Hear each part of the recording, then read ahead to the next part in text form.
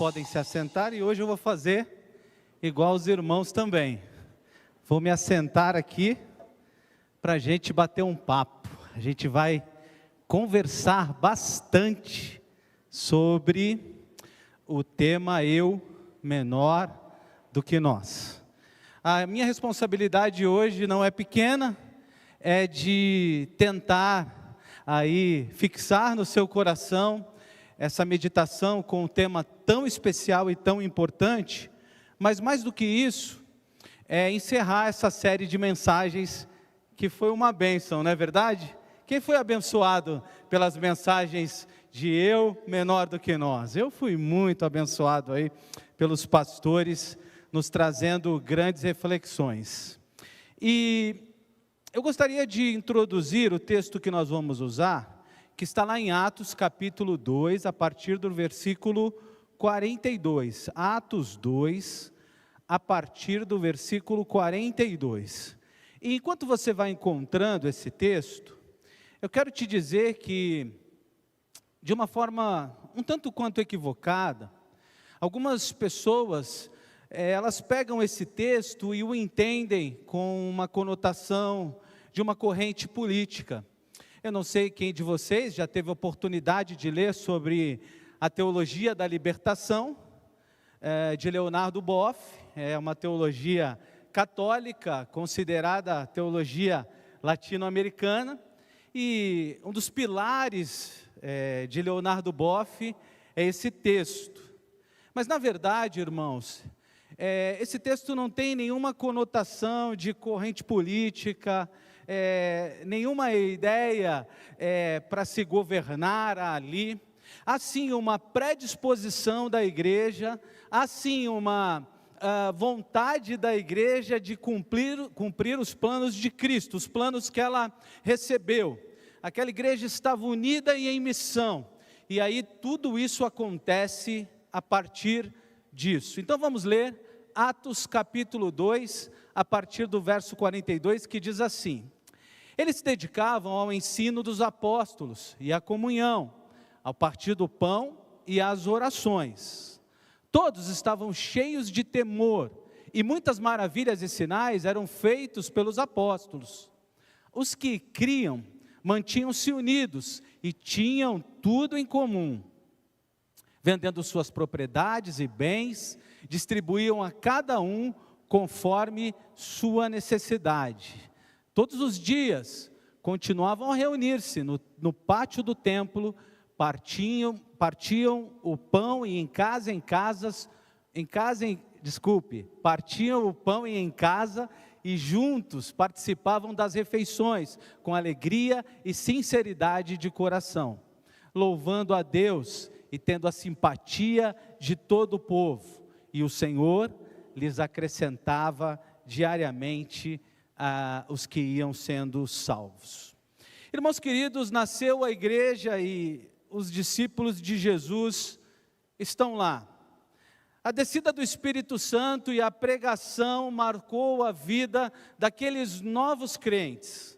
Mas a gente não pode esquecer dos antigos crentes, dos discípulos de Jesus, que estavam lá e que tinham recebido um impacto imenso de viver 3 anos e meio andando com Cristo.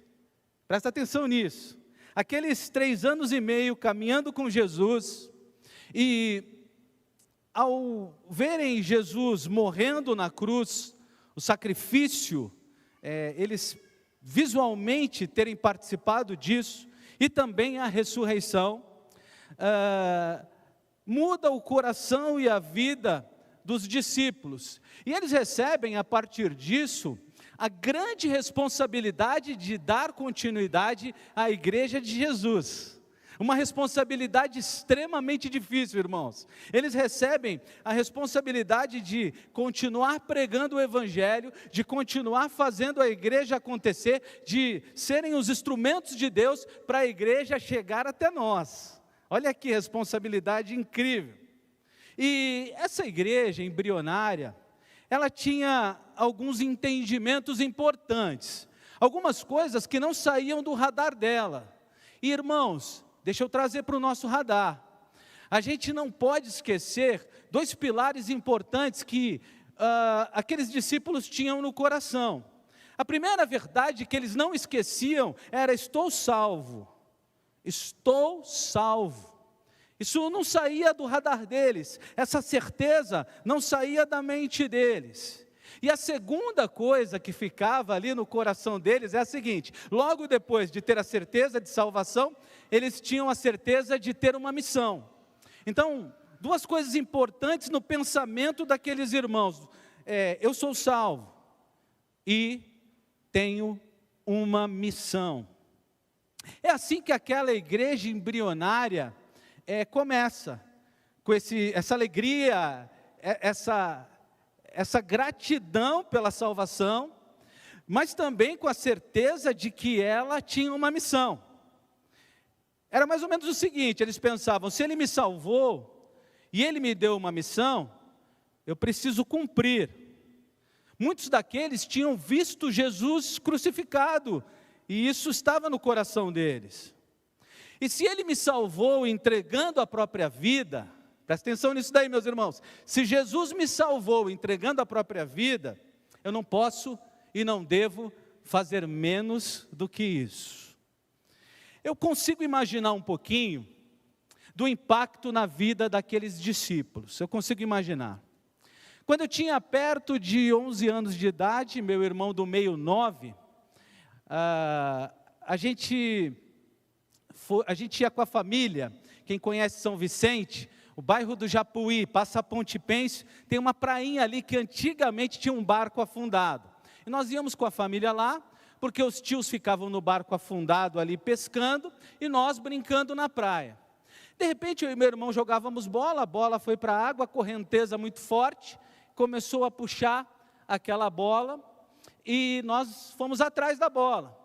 Na Ponte Pêncio passam lanchas, barcos, jet skis, e ali vai formando um buraco. Então a gente andando, de repente eu caio num buraco, meu irmão também.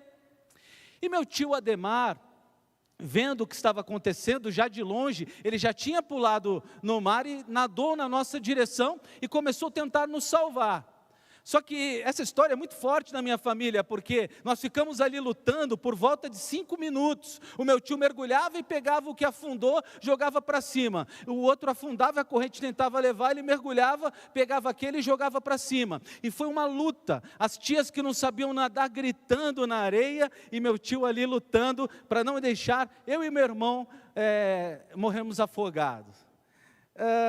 Daí um tempo, algumas pessoas de cima da Ponte Pêncio viram esse fato e pularam da ponte e nos salvaram. Só que foi interessante que meu tio estava tão cansado que teve que ser salvo também. Ele já não aguentava mais nadar, ele já não aguentava mais lutar contra a corrente. Então, salvaram eu, meu irmão e meu tio. Mas a pergunta que eu me faço é se meu tio tivesse conseguido me salvar e tivesse morrido. Eu fico pensando como seria a minha vida, quais seriam meus pensamentos. Eu fico pensando se o nome do meu primeiro filho seria Samuel ou Ademar, que é o nome do meu tio, que conseguira me salvar no meu pensamento. Eu fico pensando que quando os discípulos olhavam para o Jesus que os salvou, eles começavam a viver o Evangelho integralmente, totalmente, focado nessa questão. Ele me salvou, ele morreu por mim, ele deu vida por mim, então eu preciso viver por ele. Eu louvo a Deus por nenhum de nós termos morrido naquele acidente, mas eu fico pensando que se acontecesse alguma coisa com meu querido tio, muita coisa poderia ter mudado na minha vida.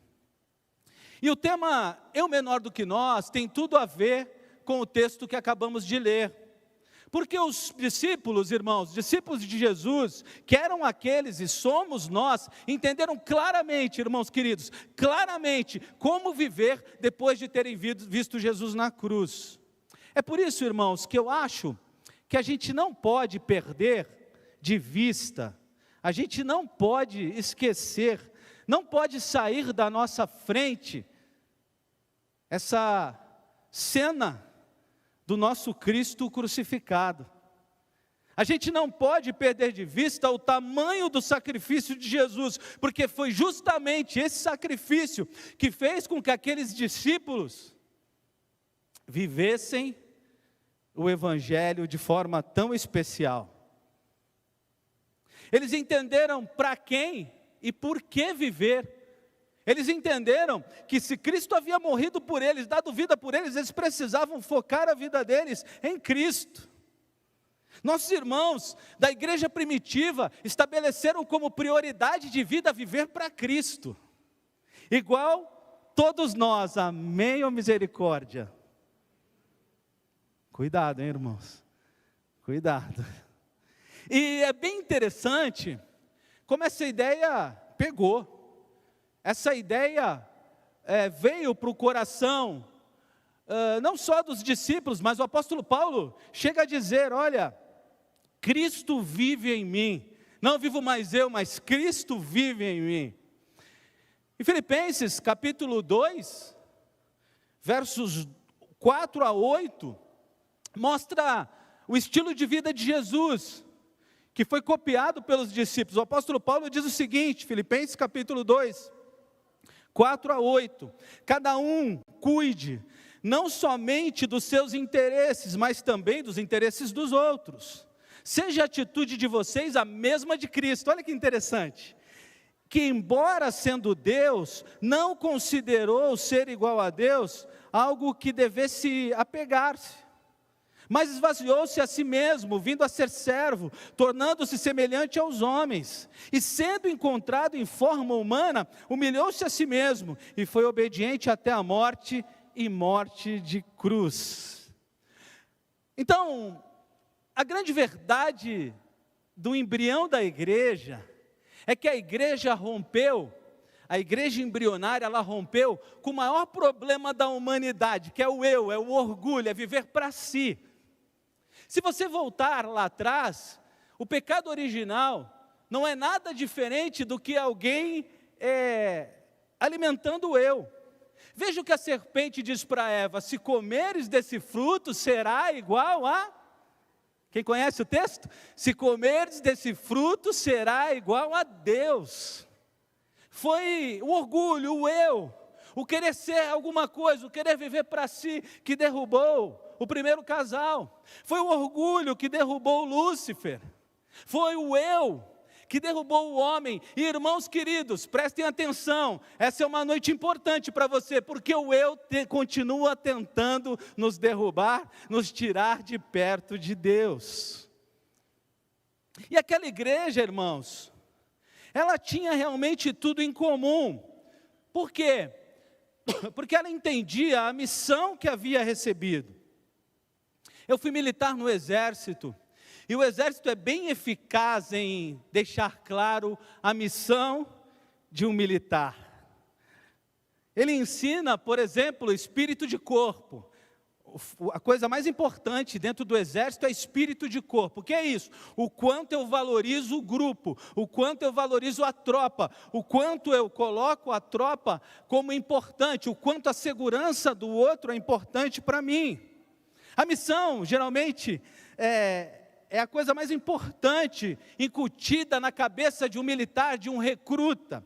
Mas ela também deve ser feita para nós cristãos. Conhecer a missão, saber o que estamos fazendo, para onde estamos indo, o que Cristo nos chamou para fazer, faz com que a gente consiga entender o eu menor do que o nós, porque a missão é para o nós. É claro que é para o eu, mas para fazer com o grupo, para ser colocado em prática como grupo. É interessante porque se a gente pensar na comparação militar, nós fomos salvos e recrutados, e a missão, ela é sempre maior do que o combatente. A gente ouve essa frase o tempo todo no exército. E essa era uma verdade que tinha entrado no coração da igreja primitiva. A missão é maior do que o combatente. Grava isso. Vou repetir. A missão é maior do que o combatente. E aquela igreja primitiva, ela estava disposta a entregar a vida. E se estava disposta a entregar a vida para que o evangelho fosse pregado, e essa era a missão, ela estava disposta a dar tudo. É por isso que ela vive esse texto que nós lemos, porque havia entrado no coração daquela igreja um senso de missão, um senso do que fazer, a interpretação de chamado, que era algo extraordinário. E veja como o apóstolo Paulo, lá na frente, retrata isso para a gente em Atos mesmo, capítulo 20, verso 24. Olha o que ele entende a respeito da própria vida. Ele diz o seguinte: todavia, não me importo, nem considero a minha vida de valor algum para mim mesmo, se tão somente puder terminar a corrida e completar o ministério que o Senhor Jesus me confiou, de testemunhar o evangelho da graça de Deus. Esse senso de missão, de eu me anulo, eu me torno menor, eu não me importo comigo desde que o evangelho seja pregado, desde que o meu Senhor seja adorado, eu coloco o meu Deus no trono da minha vida, eu coloco o meu Deus na direção da minha vida, tomou conta da igreja primitiva. E o eu menor do que nós, retrata inclusive aquilo que bem disse João Batista: importa que ele cresça e eu diminua. Eles tinham no coração essa certeza, e para isso, irmãos, eles venceram dois lugares na vida deles, que ou a gente reina ou Deus reina. Tem duas áreas em nossas vidas, que se nós reinarmos, Deus não reina, se nós quisermos comandá-las, Deus não comanda. E aquela igreja, ela entendeu isso, e ela venceu as duas grandes tentações para viver o eu menor do que nós. O primeiro reino que ela venceu foi o reino do eu.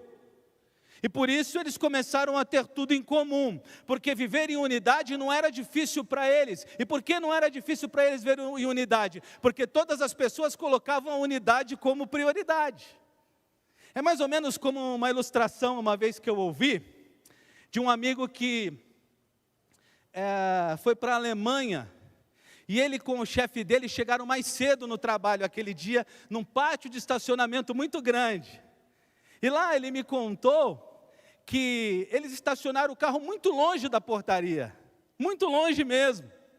E ele não entendeu por quê. Se eles chegaram mais cedo, tinham vagas perto da portaria, por que eles estacionaram o carro tão longe?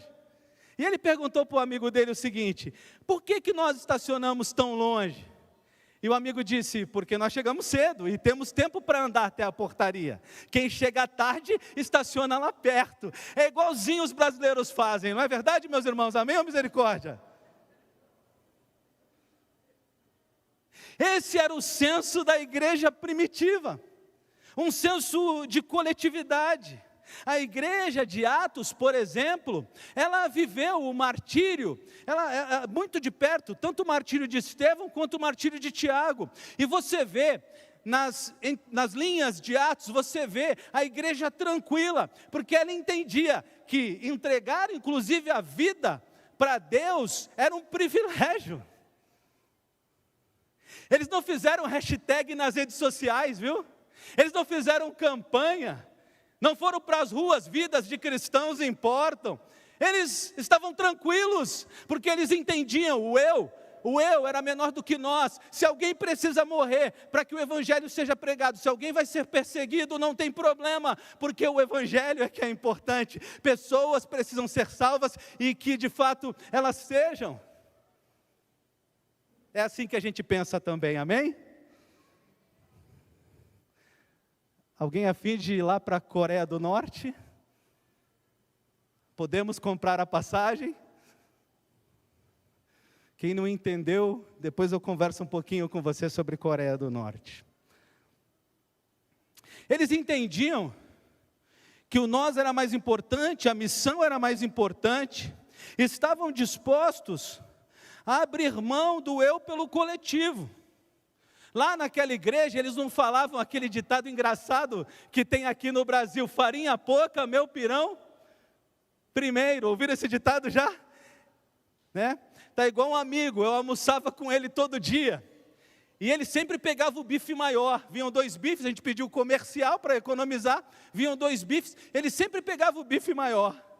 E um dia eu falei assim para ele: meu amigo, por que você faz isso? Você sempre pega o bife maior. Ele falou: se você fosse pegar primeiro, qual você pegaria? Eu disse: o menor, então. Ele falou: então tá certo. Eu só estou facilitando as coisas. E eu fiquei pensando, esse pessoal gosta de ser esperto, né? A igreja primitiva não tinha isso no coração. Eles entendiam claramente, irmãos, que o senso do coletivo, aquela igreja oferecia ao mundo o fruto do Espírito. Eles conseguiam dizer para as pessoas o seguinte: a nossa preocupação é com os perdidos, a nossa preocupação é viver o Evangelho, a nossa preocupação é glorificar a Cristo. É por isso, irmãos, deixa eu perguntar uma coisa aqui. Tem muita gente com raiva de crente e de igreja? Tem muita gente, vocês acham? A enquete aqui deu empate quase. Hoje é dia de medir, né, o Ibope, né? Irmãos, aquela igreja caía na graça do povo. E ela caía na graça do povo justamente porque ela vivia os princípios mais profundos do Evangelho. Porque ela vivia o Evangelho de forma profunda, profundamente inimaginável, matando o eu, entendendo que eu posso ser entregue, que minha vida está à disposição do reino, e eu posso ser entregue para que o Evangelho seja pregado. Quando a gente vence o eu, nós conseguimos entregar, gaguejei aqui feio, hein, irmãos? Nós conseguimos nos entregar totalmente para que esse Evangelho seja pregado. E como isso funciona? Bom, é simples. Não é tão simples na prática, mas é simples de entender. Se eles estavam dispostos a entregar a vida para que o Evangelho fosse pregado, eles estavam dispostos a entregar qualquer coisa. Por exemplo, o que aquela igreja pensava?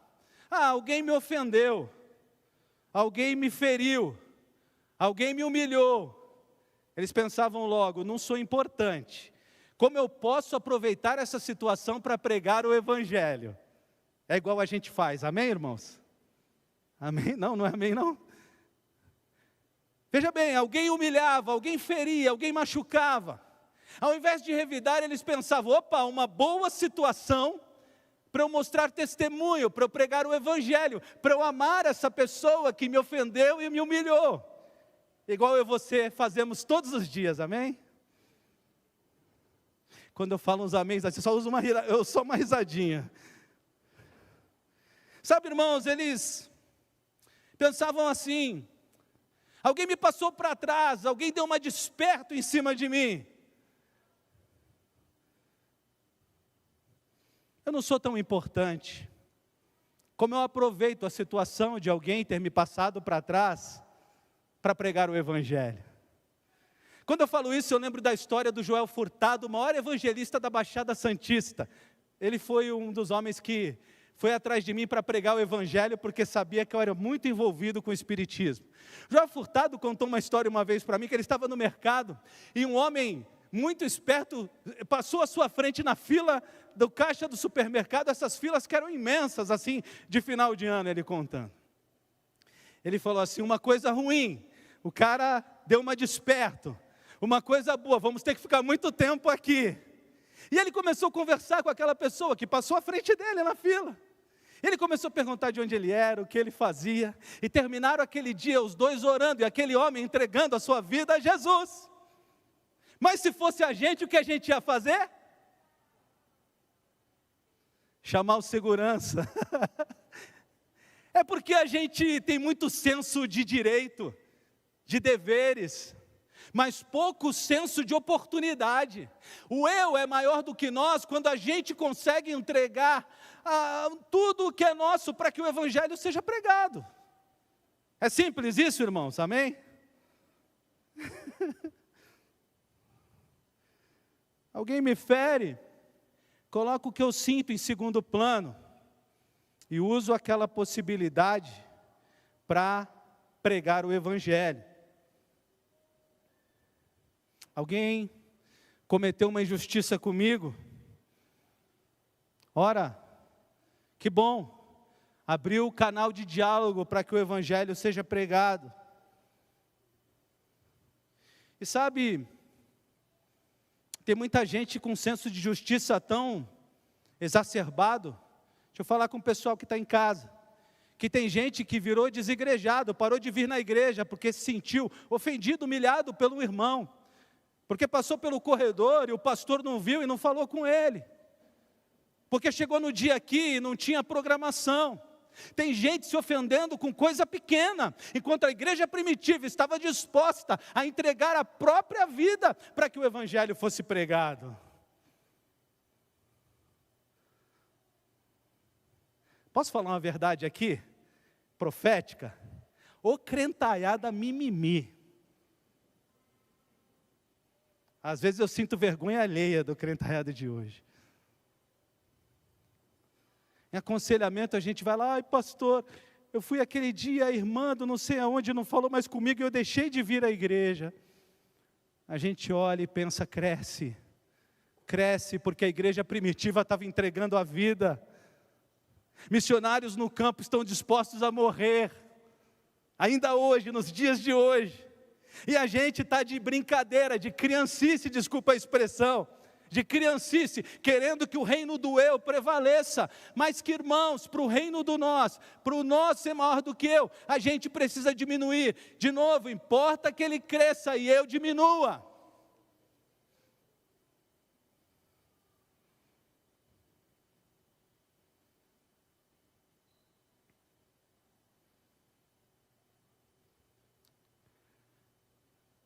Mas eles também nos ensinam a matar o reino do meu. Anotaram aí? Mate o reino do eu, mate o reino do meu. E é interessante, não sei se dá para projetar aí, meus irmãos, ainda os versículos 45 em diante, para a gente ler de novo, do capítulo 2 de Atos. É possível? Vendendo suas propriedades e bens, diz o texto, distribuíam cada um conforme a sua necessidade. Todos os dias continuavam a reunir-se no pátio do templo, partiam pão e juntos participavam das refeições com alegria e singeleza de coração. Eles tinham tudo em comum, eles vendiam as suas coisas para distribuir com o outro. Mas o homem pós-moderno que se converteu ainda não venceu. Muitos de nós ainda não vencemos, me coloco nesse pacote, o reino do meu. Os discípulos do primeiro século não estavam apegados nas coisas desse mundo, o olhar e o coração deles estava no céu. Guarda essa frase. O olhar e o coração dos discípulos do primeiro século estava no céu. O que importava para eles é que tudo que eles eram, tudo que eles tinham, pudesse sinalizar o reino de Deus. Mas o reino do meu nos pegou de jeito. Posso fazer uma ilustração aqui? Eu já quebrei um celular pregando, eu não vou fazer isso de novo, porque eu achei que tinha feito um negócio bom, legal, depois eu tive que comprar outro, não adiantou nada. Então não vou fazer de novo. Mas se meu celular cai agora no chão e quebra, o que você acha que eu vou fazer na segunda-feira? E se eu comprar um celular bem simples aí, eu gasto aí em torno de R$1.000, R$1.500, é isso? Celular simples, é isso? Então se quebra hoje aqui, acontece um acidente, amanhã eu compro outro, não é assim? E se tivesse um missionário aqui hoje me pedindo R$1.500, para fazer alguma coisa que ele precisasse, da mesma forma como eu ia comprar o celular, se o meu quebrasse, é claro que eu ia doar os R$1.500 para o missionário, amém ou misericórdia? Esse é o reino do meu. Esse é o reino do meu. Onde A gente consegue olhar necessidades onde não tem. Se você quiser fazer uma oferta missionária, eu tenho dezenas de lugares para indicar para isso acontecer. Mas eu sei, irmãos, que isso não toca tanto o nosso coração quanto deveria. Eu trabalhei captando recursos para missões, e às vezes chorando, pedindo recursos para socorrer alguém. Eu via pessoas com condição de fazer alguma coisa, mas o reino do meu estava no coração. O reino do meu, na minha opinião, é um reino diabólico e que ofusca a nossa pregação. Ofusca. As pessoas de fora não conseguem ver gente que tem o reino do meu e ama Jesus. Parece que essas duas coisas não são compatíveis. Eu me lembro de uma ovelha minha que num culto de domingo pediu para dar o testemunho. Quando eu era pastor em Guarujá. E aí ele começa o testemunho dizendo o seguinte: irmãos, hoje eu quero contar uma bênção muito especial. Tem um rapaz lá no serviço que está passando uma necessidade muito grande. Eu falei, ai meu Deus, onde ele vai chegar? Sabe que pastor treme na base quando alguém quer dar um testemunho, irmãos. E aí ele disse, e ele está passando uma necessidade muito grande, eu estava orando para poder comprar um computador. E essa pessoa do meu trabalho tem um computador que valia R$2.000 e ele me vendeu por R$400. Amém, igreja? Eu disse, misericórdia, dá esse microfone aqui. Aquele dia eu fiquei irritado. Eu peguei aquela palavra daquele irmão e disse, irmãos, não façam isso. Se alguém perto de você está precisando de R$400 e você pode abençoar, por favor, abençoe. Não se aproveite, não compre nada dele. Cuide das pessoas, sinalize o reino de Deus. Mas às vezes a gente faz assim, não é verdade? Às vezes a gente se acostuma com esse mundo capitalista. E a gente vive o reino do meu. Mas a igreja primitiva não fazia assim. E é interessante como o reino do meu tem muitas esferas. O meu porteiro, a minha faxineira, o meu garçom. Ora, a faxineira que vai na sua casa não tem sido tratada com amor, carinho e misericórdia? Você nunca pensou em pregar o evangelho para ela e dizer assim, para 2 horas da tua faxina, senta aqui comigo, eu quero te falar de Jesus? Ah, meu irmão, talvez o seu eu precise baixar um pouquinho mais. O pastor Wagner, invariavelmente, me levava para almoçar antes de eu chegar aqui, para me orientar em várias áreas, inclusive com relação à Junta de Missões Mundiais. E a gente estava orando para chegar aqui no tempo de Deus. E o interessante, a primeira vez que ele me levou para almoçar, eu tinha tido uma experiência muito ruim naquela semana. Eu tinha almoçado, eu e um pastor, e o pastor tratou o garçom de uma forma que eu fiquei estarrecido, pondo apelido, gritando, menosprezando, reclamando. E teve uma hora que na mesa ele me chamou de pastor, eu falei, misericórdia, dá conta que eu vou embora. Mas o pastor Wagner me levou para almoçar, e assim que ele sentou na mesa, o garçom chegou, ele perguntou o nome do garçom. E era Hélio, o nome desse garçom, eu nunca mais vou esquecer. E o pastor Wagner disse, Hélio, você vai nos servir, mas eu também estou aqui para servir você. Eu sou um pregador do evangelho e eu quero orar pela tua vida.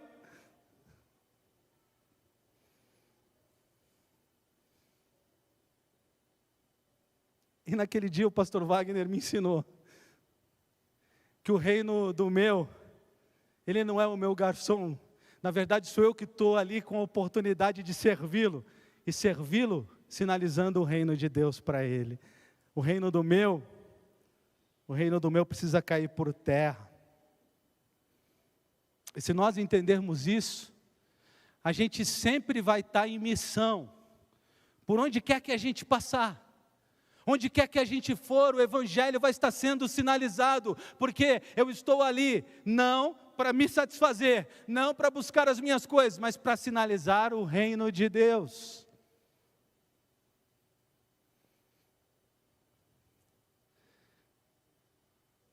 nós precisamos partilhar mais. E eu quero citar uma frase de um post que eu li hoje. Eu não tive tempo de buscar o autor da frase, mas se você quiser, você pode fazer isso. Se você possui mais do que precisa, construa uma mesa maior, não um muro mais alto. Se você possui mais do que precisa, construa uma mesa maior e não um muro mais alto. Irmãos, eu caminho para encerrar.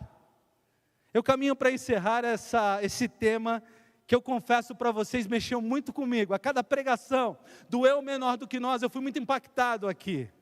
E se você não assistiu alguma das pregações, revisite o YouTube da igreja e assista. Mas eu encerro te lembrando alguns aspectos importantes e aplicando-os à tua vida. A igreja não é lugar para receber, mas é lugar para entregar. Para de vir à igreja querendo saber o que ela pode fazer por você. Quando o eu é menor do que o nós, a gente vem aqui perguntando onde a gente pode servir, onde a gente pode contribuir, não buscando o serviço da igreja para as nossas vidas. Quando o eu é menor do que o nós, ou o nós é maior do que o eu, a gente entende que está aqui em missão, e que estamos aqui para glorificar a Deus com os nossos dons. Cristo me salvou com a entrega da própria vida, e por isso eu também preciso entregar tudo o que posso pelo reino de Deus. Preciso matar o meu eu, preciso matar o reino do meu, e talvez a grande reflexão seja você tentar se parecer mais com aquela igreja primitiva. Deixa eu fazer uma pergunta. Se dependesse de você, se você fosse a igreja primitiva, o evangelho tinha perdurado por 2000 anos, tinha chegado na gente. O evangelho de Jesus só chegou na gente porque aqueles nossos irmãos entendiam o que era viver o eu menor do que o nós, porque eles estavam totalmente dispostos a se entregar. Mas a igreja, ela precisa continuar. Eu espero que não demore tanto para Jesus voltar, mas enquanto Ele não voltar, nós precisamos passar o bastão. Aquilo que recebemos, precisamos continuar anunciando. E isso só vai acontecer de forma adequada se a gente entender o conceito que foi pregado aqui nesse púlpito por quase 2 meses. Se a gente entender de forma adequada que o nós é maior do que o eu é menor do que o nós. Vamos orar, meus irmãos?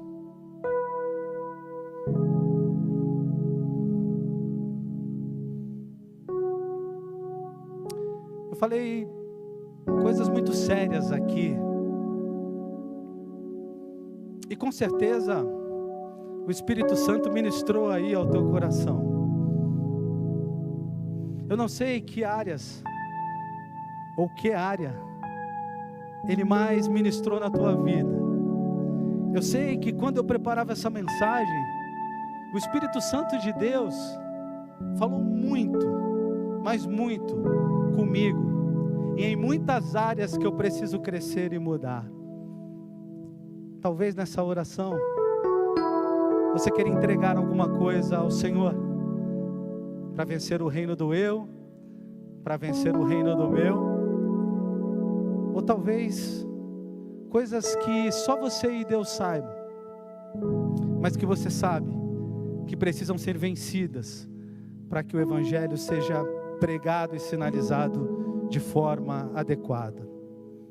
Se você, por algum motivo, quer entregar algo ao Senhor e fazer essa oração comigo, fique de pé aí no seu lugar, porque eu quero orar com você. Eu quero colocar a tua vida e a minha diante do Senhor.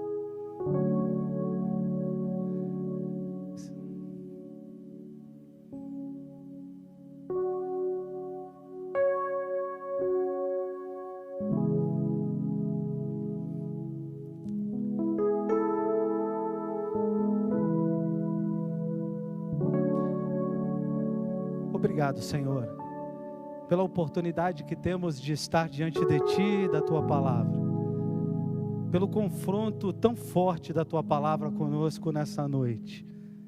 De fato, a nossa tendência é viver o reino do eu e o reino do meu. A nossa tendência é nos colocar em primeiro plano. A nossa tendência é não abrir mão de direitos. A nossa tendência é, na verdade, trazer as coisas para perto de nós, que nos valorize, que nos coloque em primeiro plano. Mas o Senhor é poderoso e amoroso para tocar as nossas vidas e fazer uma obra especial em cada um de nós. Porque estamos de pé aqui, porque queremos, Pai, de verdade, sinalizar o Teu reino, nos envolver com as Tuas coisas, ser agentes da verdade que é o Evangelho. Estamos de pé aqui porque queremos que o Teu Espírito faça em nosso coração, como fez com os nossos irmãos da igreja primitiva. Estamos de pé aqui te pedindo, em nome de Jesus, transforma o nosso duro coração, transforma os nossos pensamentos e alinha o nosso coração, o nosso pensamento ao Senhor, que façamos sempre a Tua vontade. E nos ajuda após essa oração, falar com toda certeza que importa que o Senhor cresça e a gente diminua, falar com toda certeza, não vivo eu, mas Cristo vive em mim, para que assim o Teu reino, o Teu poder e a Tua glória sejam sinalizadas pelo Teu povo, como foi lá na igreja primitiva, e sempre continuará sendo. É o que eu oro e agradeço no nome de Jesus. Amém. Que Deus abençoe, irmãos.